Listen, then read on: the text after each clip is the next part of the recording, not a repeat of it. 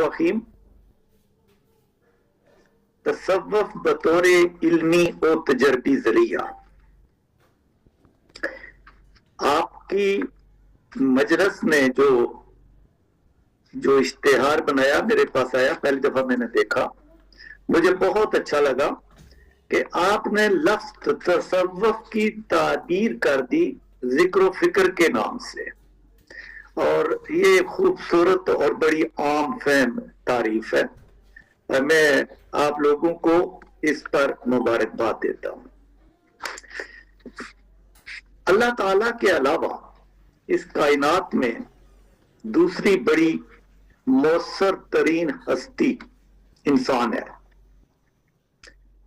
مؤثریت اور عظمت کی وجہ علم ہے، جو اللہ تعالیٰ نے اسے ودیت بھی کیا